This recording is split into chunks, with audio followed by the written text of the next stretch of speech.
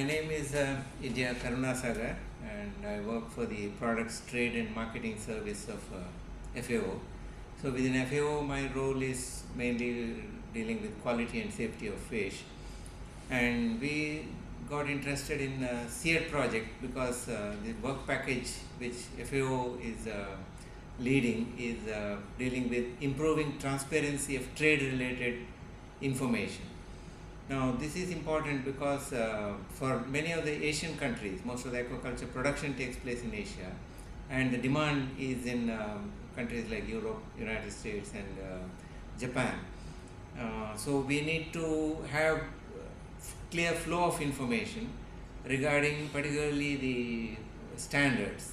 It would be related to trade standards, environmental standards.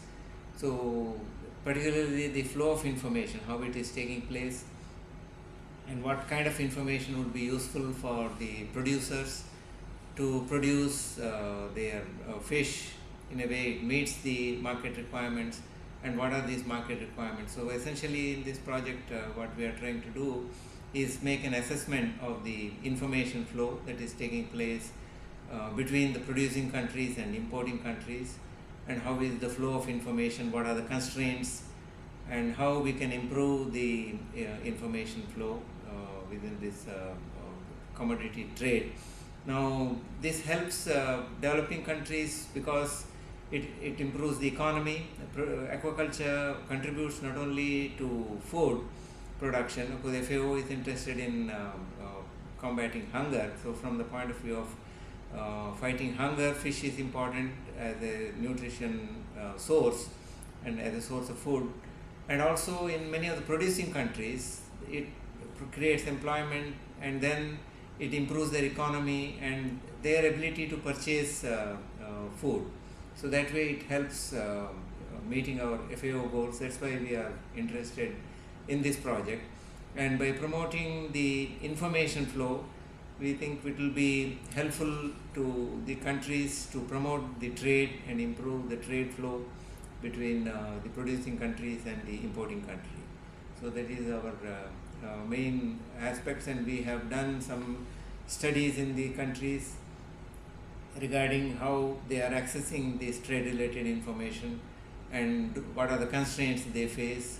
And based on this kind of studies, and then we also did a study in Europe regarding what are the causes of trade standard compliance failures, so that we can try to communicate this to the producing countries.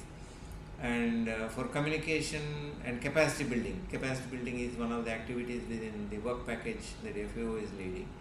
What we have done is we have organized several workshops in the countries to communicate the issues that cause say rejections in the international market, and what are these causes, and how they could try to avoid these kind of rejections in the international market, what they need to do in their production systems to improve the system and the compliance of these trade standards. So this capacity building activity is now ongoing, and we also try to provide this information through web-based sources. So in through our FAO website, and we also have within FAO a information network called the Fish Info Network.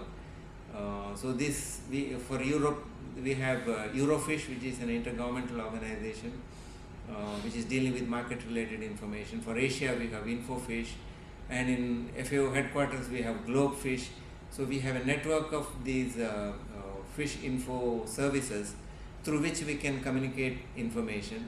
And these being intergovernmental organizations, they are in touch with the policymakers, with the market producers, organizations, with the inspectors, so we can communicate the information through this source. So we are planning to deliver also the information that we think now is required based on our studies in SEED through the Fish Info Network, so that the producing conditions and the compliance will be improved.